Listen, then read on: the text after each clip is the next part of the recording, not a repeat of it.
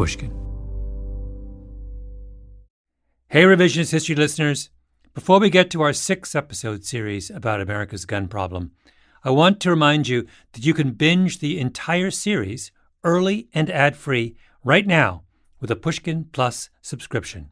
And that same subscription gets you exclusive access so you can binge listen to Happiness Lab, our hit podcast, The Dream, and all 12 episodes of Paul McCartney's new podcast, McCartney, A Life in Lyrics. That's just the September lineup. Sign up now on our Apple Show page or at pushkin.fm/plus. In June of 2022, just after Memorial Day, President Biden gave the first major gun control speech of his presidency. He had just come back from Uvalde, Texas, where 21 people had been killed by a mass shooter. And 12 days before that, he'd gone to Buffalo, New York, where a gunman had murdered 10 people in a grocery store. At both places, we spent hours with hundreds of family members who were broken, whose lives will never be the same. They had one message for all of us: do something. Just do something. For God's sake, do something. I know that we can't prevent every tragedy, but here's what I believe we have to do. Here's what the overwhelming majority of American people believe we must do. Here's what the families in Buffalo and Uvalde in Texas told us we must do. We need to ban assault weapons and high-capacity magazines. President Obama made the same plea.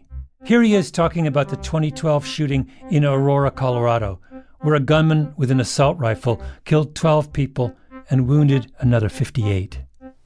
Weapons designed for the theater of war have no place in a movie theater.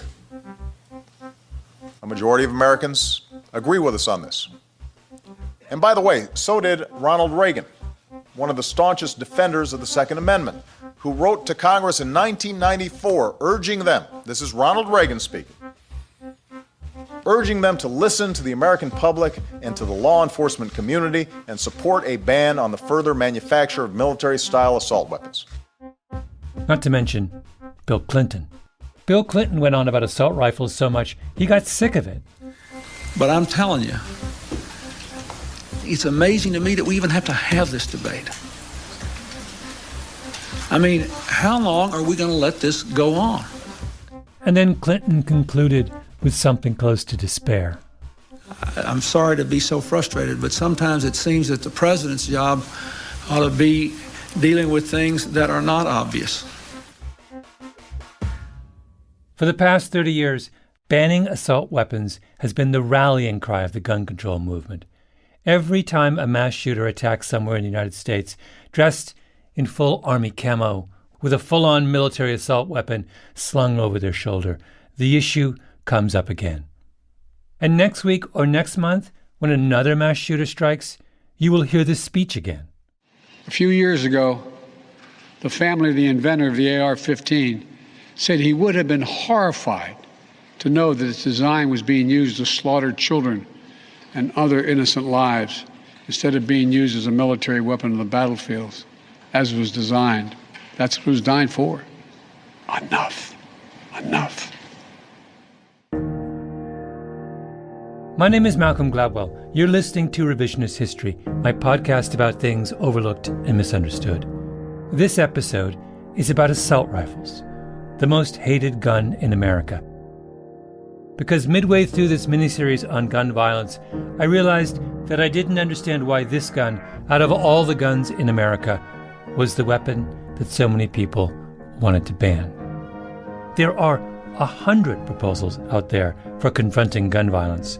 Should this one be at the top of the list?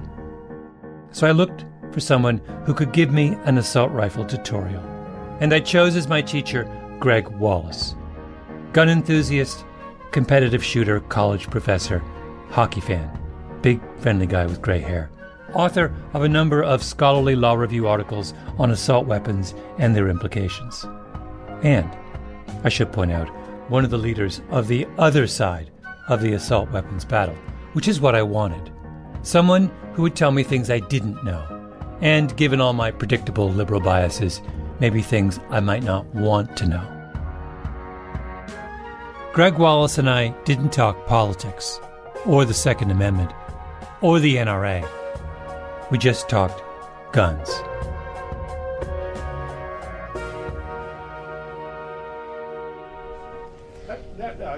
Close that blind over there. That sun maybe come here. I got it. No, I got it here. The tutorial began in his office at Campbell Law School in Durham, North Carolina. Wallace put a large black nylon bag on his desk and took out the gun in question. It is as I told you, it is a felony to bring a firearm on an educational campus in North Carolina. But there is a nice exception for educational purposes. And I have my get out of jail free letter here from the dean. It was an AR-15, the most popular brand of assault rifle sold in the United States. What does the AR stand for? Armalite rifle. Oh, Armalite, yeah. Yeah. The company that made it. In the Second World War, American soldiers used a rifle called the M1. You've seen one, I'm sure, in war movies. Long, slender, unadorned. The body of the rifle is made of walnut, with a metal gun barrel poking out of one end. An AR-15 belongs to the generation of military weapons that followed the M1. Made out of metal, with plastic in the stock and the handguard. Black, much lighter than its predecessor, firing a less powerful, smaller bullet. It's a trade-off. Do you go with more rounds of a perhaps less lethal, still lethal, but less so, and allow the soldier to carry more rounds, or do you go with the larger, more lethal round, but they can't carry as many? And that's the trade-off, and the military decided to go with the smaller round. The thinking was a lighter, less powerful weapon makes less noise, produces less of a flash, so it's harder to spot on the battlefield. It has less recoil compared to, say, a shotgun. Spend an afternoon hunting with a shotgun and your shoulder will get all bruised. That gun has a savage kick, not the AR-15, which makes it a little easier to get the gun back on target and fire off a second shot. Can you put it on the table? You know, I've never seen one of these. Never seen one? It is unloaded. Double check again. So you want to hold one? That's. It wasn't just that I'd never seen an assault rifle before. I'd never held a gun of any kind before. When I was growing up in Canada, I don't think I even knew anyone who'd held a gun. Not to mention that the AR-15 wasn't a hunting rifle, something you shoot rabbits or deer with, which I could rationalize away. It was a weapon of war, ugly, unsettling. I think Wallace was a little amused by my discomfort. He tried to reassure me. What I was holding, he said, was the civilian version of the AR-15, not the military version. They looked the same, but they were fundamentally different weapons. So if this was an actual military AR-15, it would have what? How would it differ from what I'm looking at right now? All right. What it would do is this is the switch here that selects fire and safe. The switch was on the side of the gun, small but clearly marked. Safe is locked. Fire is ready to go. There's only two options on this because it's a semi-automatic only. So you switch it to fire and it fires one bullet for each pull of the trigger. The Army's AR-15 has a different switch. With the military weapon, it is capable of what's called selective fire, which means there would be a third option on here. One option would be full auto, which is you pull the trigger and hold it down and it fires continuously until it either runs out of ammunition or you let the trigger up. It can also fire semi-auto. There would be the semi-auto select, and then there would be the safe. So that's the principal difference. Yes. The material difference between the two is that one is a machine gun and the other is not. He showed me how to hold the gun, handle it, briefed me on its history. Then we went downstairs to his SUV and drove 40 minutes to a shooting range he belongs to. Nothing fancy. A little shed in the midst of some piney woods where you sign in, a series of long shooting alleys, scooped out at the side of a hill. We set up cardboard targets in the shape of a man's head and torso. Put on ear protection.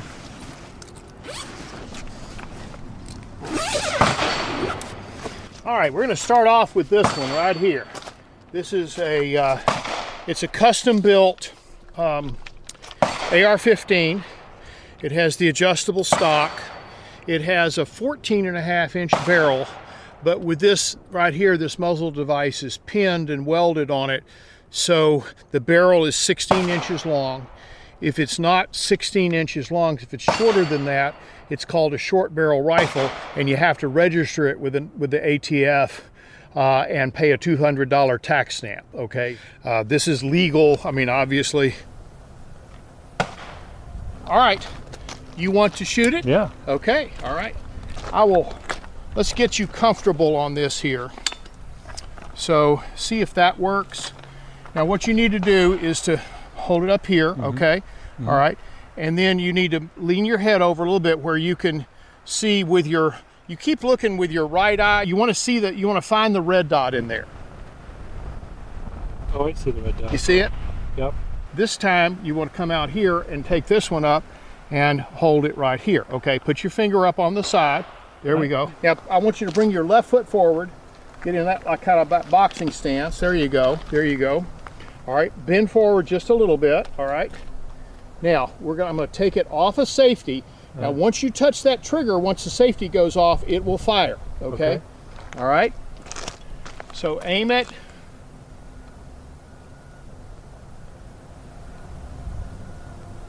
Whoa. Good Lord. That was... What did you think about that? Jesus. Kicked it? Did it kick a lot? Well, it wasn't that a kick. It's just the sudden awareness of the... There's a... Yeah. It's a surprise. I mean, it is. The very first time you do it, Yeah. you get used to the sort of, what would you call, violence of it, you know? Percussive. Yeah. Yeah.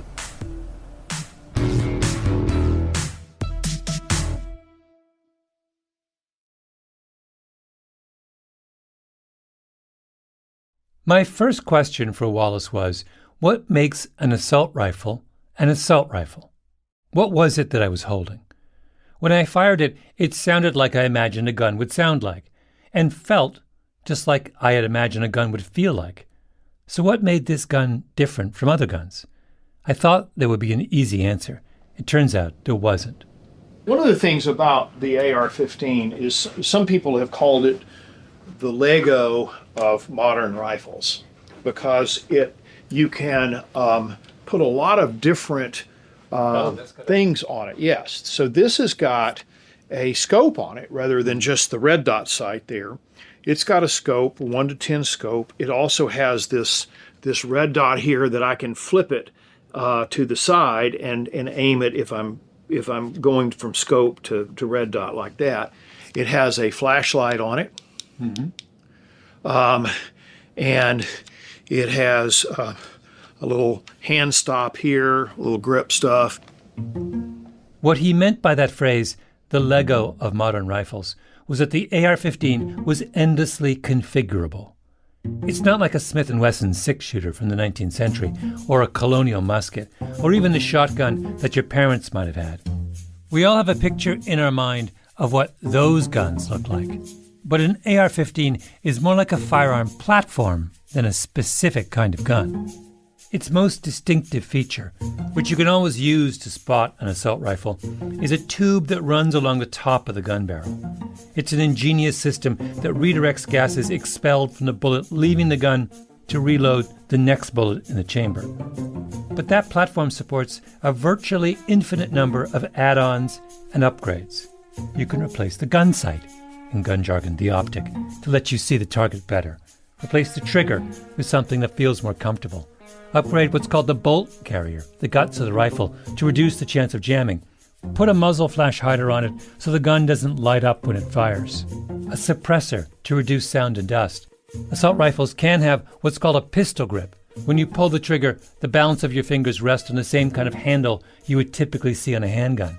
There's also something called a forward grip, dropping down from the barrel of the gun where you put your non-shooting hand. You can, if you want, keep both, have just one, or have none at all. The part of the gun, the stock, that rests against your shoulder can be adjustable so you can fit the gun to your own dimensions, on and on and on. So when you ban an assault rifle, what's being banned? The assumption of most people, I think, is that the gun control movement intends to ban the platform. But they don't. No one's looking to ban the distinctive gas tube reloading system, or, more ambitiously, the category of light, easy-to-carry and handle semi-automatic rifles. What is called an assault rifle ban is simply an attempt to specify which Lego pieces you are and are not allowed to add to the platform. Even the federal ban on assault rifles, in place from 1994 to 2004, was just a ban on some of the add-ons. In that law, Congress made a short list of the most problematic modifications to the rifle platform and said you could only have one of them. The Senate bill introduced after Biden's speech makes a slightly longer list of problematic modifications and says you can't use any of them. Now, do the Lego pieces on those lists actually make the gun more dangerous? Not really. More comfortable, maybe, or easier to clean and handle. But 99% of the lethality of an assault rifle is in the platform. When we were at the range, for example, Wallace went on at some length about another of the modifications that comes up in assault weapons discussions: magazine size. Magazines are the rectangular metal boxes that hold ammunition. In keeping with its status as the Lego of rifles, you can go on the internet and buy any number of replacement magazines for your gun that hold 30 rounds or even 50 rounds. So one of the things that assault rifle bans tend to do is prohibit the sale of magazines that hold more than 10 bullets. The thinking is, why make things easier on the mass shooter? Make him change magazines 2 or 3 or 4 times. Wallace showed me what this means in practice. He held his gun with one hand and reached for a spare magazine on his belt. What you would do is you would have like a magazine change. So let's say he's out, so he's going to do this right here, and he's ready to go again. Now, how long did it take to change that magazine? Just a couple of seconds. Mm-hmm. And one of the things that the people who say, well, we got to make magazine changes more often, make smaller magazines so he'll have to change more often. If you were lying down on the ground there, could you get up and attack me in the time it took me to change that magazine? No, probably couldn't. Mm-hmm. I mean, you probably could. So I'd have you do it, but I don't want you to get your clothes all dirty. But when you're in a closed area and people are down on the floor, it's going to be a rare situation where somebody is going to be able to jump up and subdue the shooter while he's changing a magazine. Yeah. Wallace's point was that limiting magazines was the kind of thing that sounded like a good idea to people who didn't know anything about guns, or who were too squeamish to think about the way mass shooters actually behave. And then you have mass shooters with several guns, different guns, multiple guns, and if they're done with one, they just drop it and they pick up the other one. It's about as fast as a magazine change. How is a mass shooter being deterred by this kind of legislation? And by the way, have you ever looked at the appendix to a typical assault rifle ban? Right after they catalog the short list of guns that will be made illegal, they run a very long list of the guns that will remain on the market, the guns you can still buy. There are hundreds and hundreds of weapons typically on the exempt list, stretching over many pages. Let me just read to you from the appendix of the Senate assault rifle ban introduced after Biden's speech. I've chosen at random the section that deals with guns made by the Browning Arms Company of Ogden, Utah. Browning BAR Mark II Safari Magnum Rifle, Browning BAR Mark II Safari Semi-Auto Rifle, Browning BAR Stalker Rifle, Browning High Power Rifle, Browning Long Track Rifle, Browning Short Track Rifle. But the Browning High Power Rifle? No one has a problem with it. Same for the Browning BAR Safari Magnum Rifle. Do you know what Browning says about the origins of their BAR rifles on their website? This rifle was commissioned by the U.S. Army in an effort to break the stalemate of trench warfare in the battlefields of France and Belgium. It is considered one of the first and certainly one of the most effective of all the automatic centerfire light machine guns ever made. This gun, perfectly legal. Why? because it doesn't look all black and metal and menacing. Assault rifle bans are not really prohibitions on dangerous weapons. They are attempts to wrap a small subset of dangerous weapons ever so gently in red tape. Let's talk a little bit about the historical context of this.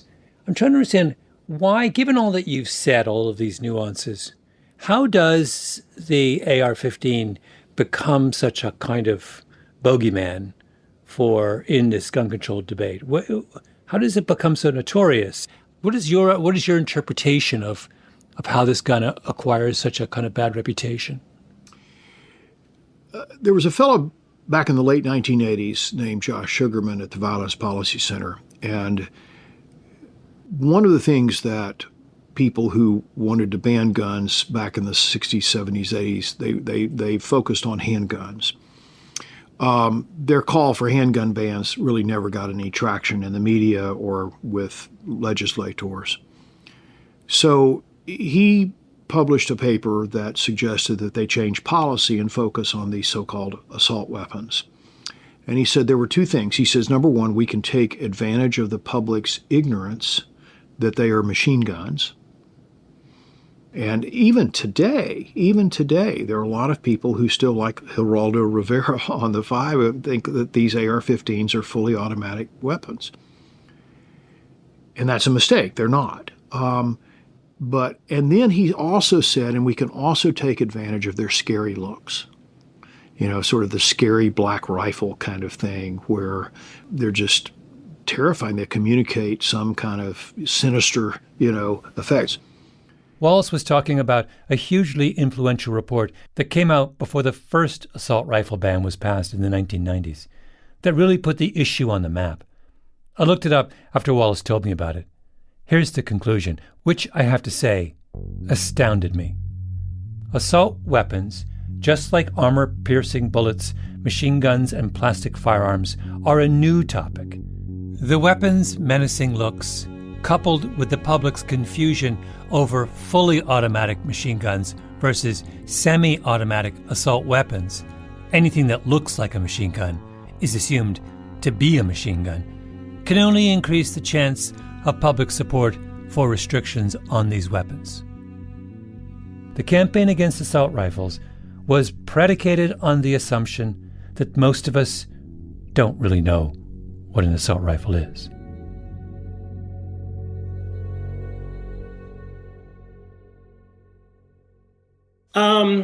In 1988, as a result of the increase that we'd seen in incidents involving assault weapons, I wrote a study called Assault Weapons and Accessories in America that laid out the fact that we were seeing this new trend as far as weapons being designed and marketed by the firearms industry, and really warned that this was a dangerous new shift that we were seeing.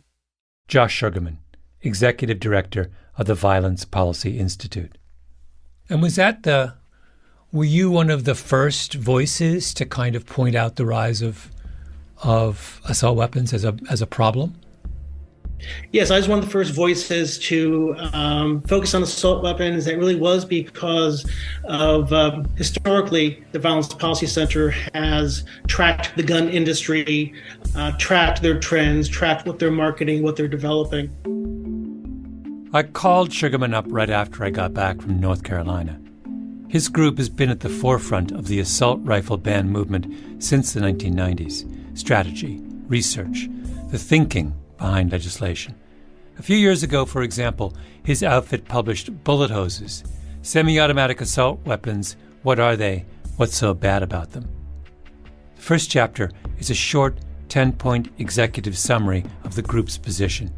And let me read to you the first 4 points. 1. Semi-automatic assault weapons are civilian versions of military assault weapons. There are virtually no significant differences between them. 2. Military assault weapons are machine guns. 3. Civilian assault weapons are not machine guns. They are semi-automatic weapons. Okay, then comes the crucial point. 4. However, this is a distinction without a difference in terms of killing power. Civilian semi-automatic assault weapons incorporate all the functional design features that make assault weapons so deadly. They are arguably more deadly than military versions because most experts agree that semi-automatic fire is more accurate and thus more lethal than automatic fire. According to one of the leading gun control advocates in the country, the assault weapons the military uses and the ones legal for civilian use are essentially identical in their killing power. Now, I had actually asked Wallace about this when we were at the range. Could he do a simple demonstration for me? How fast could he fire his semi-automatic assault rifle, the AR-15? I actually have, let me make this a little more interesting. I have a timer. He clipped an electronic device to his belt. All right, 30 round magazine.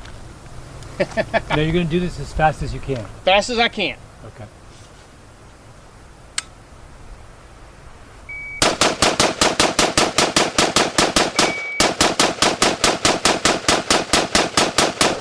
That was 30?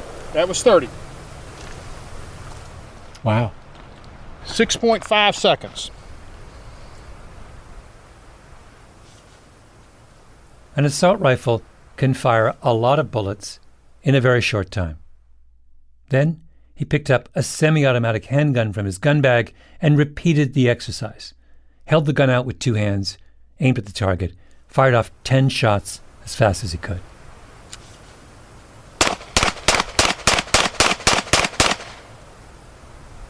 All right? Yeah. See, same type of thing, you know. Yeah. He was faster with the assault rifle, but only by a tick.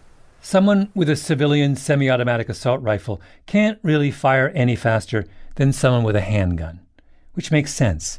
They work with the same principle. One bullet per pull of the trigger. But how would that compare to a military rifle in full machine gun mode? Remember, Sugarman's group said that when it comes to killing power, the semi-automatic automatic divide was a distinction without a difference. Wallace said that if he were holding a military assault rifle, he could have fired close to 100 bullets in that same 6.5 second window. And that's so you're saying that a machine gun, automatic weapon, in that same period of time could have fired an additional 70 rounds. Yeah. Well, the rate of fire for a fully automatic weapon is about 30 rounds in 2 seconds. That's a big difference. It is a big difference. Why are gun control advocates trying to pretend that these two weapons are the same? How is being able to fire 70 extra rounds in 6 seconds a distinction without a difference? Yeah. Then you have a series of points that are all about spray firing. Talk about spray firing. What do you mean by spray firing? Back to bullet hoses and to Josh Sugarman. Spray firing means laying down an indiscriminate field of fire using the capacity and firepower of the weapon. Instead of targeting an individual, you can target an area for your offensive use of the weapon. Okay. Is spray firing associated with semi-automatic or automatic weapons? Spray firing, which is I would not say it's a technical term, but the term is used to deal with or refer to full auto weapons. So why is it relevant here in a discussion of civilian? Because you're spraying an area with rounds. But wait, I thought this was a discussion of the assault weapons that are available for civilian purchase, which are semi-automatic. So why do you have 3 points about spray firing when it's not relevant to civilian assault weapons? I think you're kind of misreading it, to be honest with you.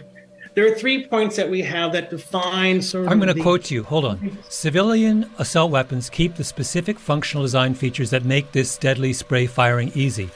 Doesn't that say that civilian assault weapons are capable of spray firing? But yes, you just said they're not. But you just said they're not. Well, I guess you've caught me in a lack of technical. Wait, Josh, you're the one. You're trying to educate the public about assault weapons, and you've just told me that I've caught you on what is a really crucial point. I was actually being sarcastic. Oh, I missed that. I'm sorry, I missed the sarcasm. I apologize, but at this point, things were getting a little testy, because Sugarman refused to own up to the game he's playing.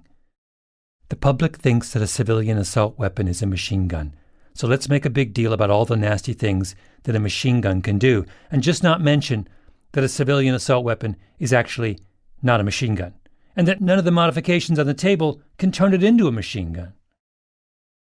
But how do you spray fire with a semi-automatic weapon? Don't you still have to pull the trigger for every bullet that comes out of the weapon?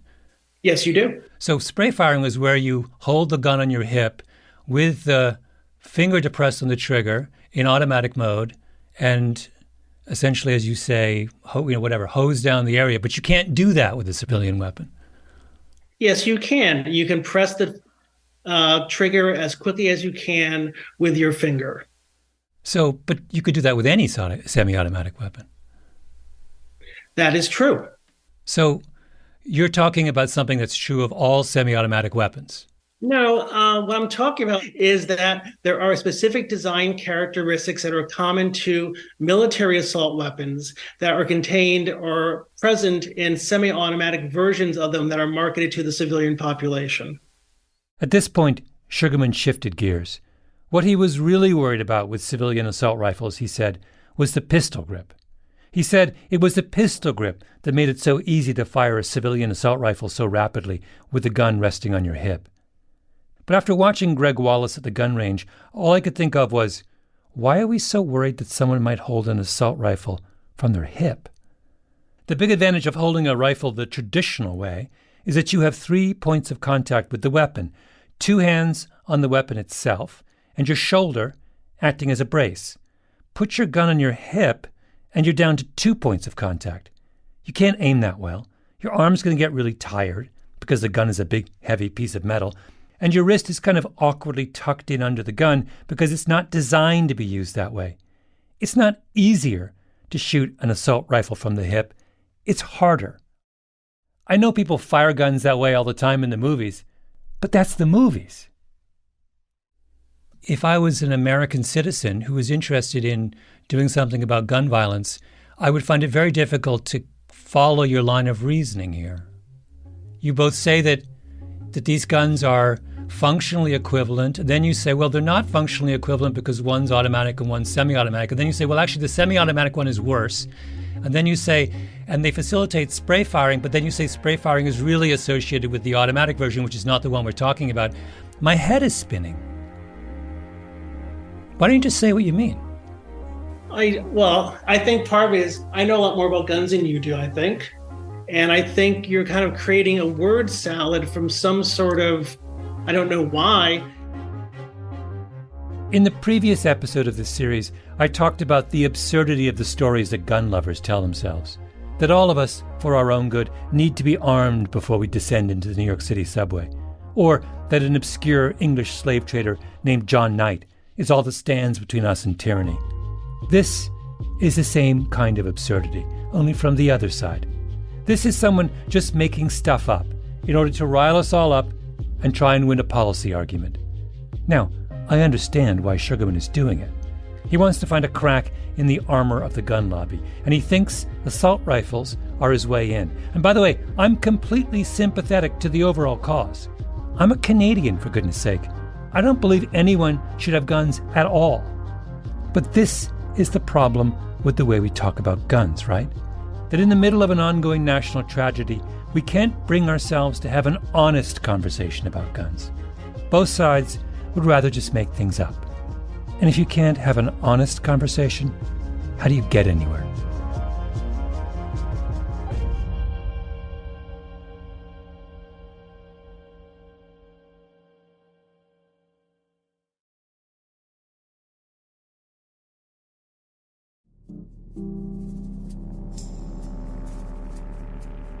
A few years ago, a group of 10 trauma surgeons, ER docs, and pathologists sat down and read through 232 autopsy reports from 23 different American mass shootings. They sorted every victim according to the gun they were shot with: handgun, shotgun, rifle. The group wanted to know, did the kind of weapon used by a mass shooter make a difference in the likelihood of one of their gunshot victims dying? It wasn't a question anyone had ever asked before, maybe because the answer seemed obvious. Rifles fire bigger bullets at greater velocity than handguns. They're going to be the biggest killers. The leader of the study was the chief of the trauma center at George Washington University Hospital in Washington, D.C., Babak Surani. I thought when we were going to do the study, I was like, this is a slam dunk. Clearly, the rifle is the most lethal of them all, and that did not bear out. The assault rifle is not the most lethal weapon in mass shootings. Surani's group found that more people were shot by rifles than handguns, but those differences did not translate into a higher percentage of people killed. The people most likely to die were the ones hit by handguns. The handgun was the most lethal weapon because the person was far more likely to be shot multiple times if the assailant had a handgun as compared to a rifle. In addition, the victim was far more likely to be shot in the torso or the head if the person had a handgun than a rifle. And the reason is, I can get closer to you. So without you knowing it, by the time I'm on top of you with a handgun, high-capacity magazine, and multiple clips, I can expend a significant number of rounds. And because I'm close to you, my accuracy is going up. And so I can hit you multiple times in the chest, belly, possibly the head, and you're going to die. Whereas with a rifle, in general, you'll see me coming. You may be able to run away. That's one. Number two, when I hit you with a rifle, the velocity is so high, there's a good likelihood you're going to hit the ground. You're going to fall. And that means my accuracy just dropped for the second hit. And so people were less likely to be injured multiple times with a rifle than they were with a handgun. President Biden goes to the site of 2 tragic mass shootings, and he is told, for God's sake, do something. But what he proposes to do is the same thing that presidents before him proposed to do: a law that will make no difference at all. What's the point of that? Americans are killing each other and themselves by the thousands, and the people who claim to be most outraged by this fact spend their time debating whether a rifle stock should or should not be adjustable, all the while pretending that they are fighting the good fight. They aren't. They're wasting our time.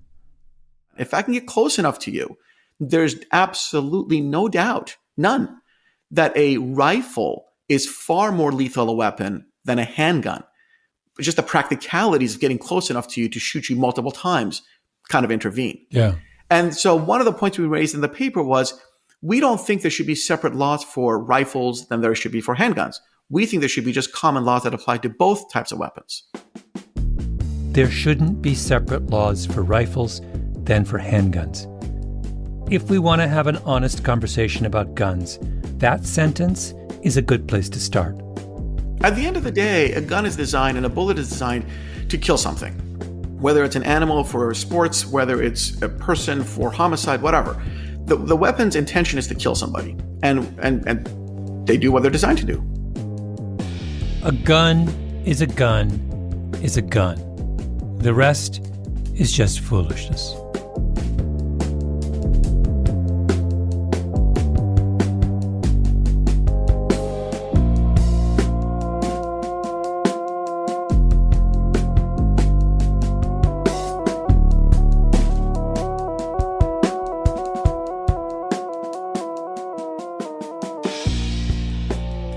Our Revisionist History Gun series was produced by Jacob Smith, Ben Nadaf Hafri, Kiara Powell, Tali Emlin, and Lee Mengistu.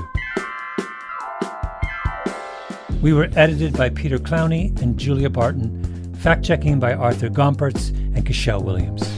Original scoring by Luis Guerra. Mastering by Flawn Williams. Engineering by Nina Lawrence. Special thanks to Wilson Sayre. I'm Malcolm Gladwell.